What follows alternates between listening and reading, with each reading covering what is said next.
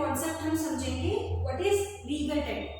Legal tender हम हमेशा से सुनते आए हैं कि money is a legal tender, लेकिन जब मैं पूछती हूँ कि बताइए लीगल टेंडर है क्या, तो बहुत सारे स्टूडेंट इस पर कंफ्यूज हो जाते हैं कि एक्चुअल में लीगल टेंडर शब्द का मतलब क्या है। तो आज ये कॉन्सेप्ट मैं आपको जो समझाऊंगी इसको ध्यान से समझिए, जिंदगी भर के लिए कॉन्सेप्ट आपके लिए इजी हो जाएगा।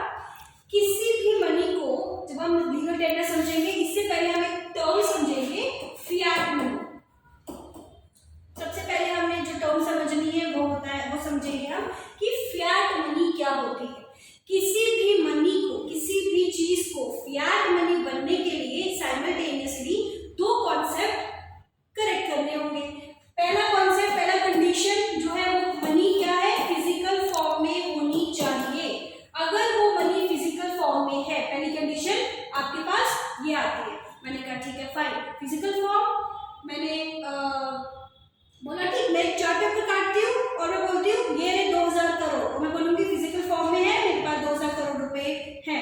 नहीं, आपकी सेकंड कंडीशन कहती है कि ये फिजिकल फॉर्म की मनी आपकी किसी अथॉरिटी, कोई सेंट्रल बैंक के द्वारा जारी की गई होनी चाहिए, कोई राजा रानी, कोई अथॉरिटी के द्वारा वो दी गई होनी चाहिए। जब ये दोनों कंडीशन करेक्ट होंगी तभी आप बोलोगे ये मनी फिएट मनी है।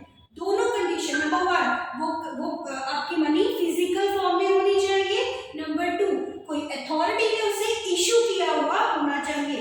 बात ध्यान रखना, यहाँ बात हो रही है इशू किया हुआ होना चाहिए, ठीक है।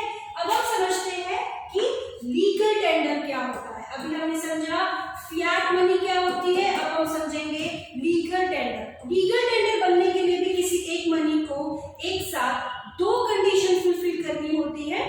जब दोनों कंडीशन ठीक होती है तो वो मनी लीगल टेंडर कहलाती है।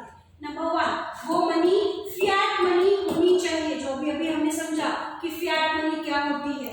वो मनी फिएट मनी होनी चाहिए, पहली कंडीशन ये कहती है, यानी कि वो मनी फिजिकल फॉर्म में होनी चाहिए।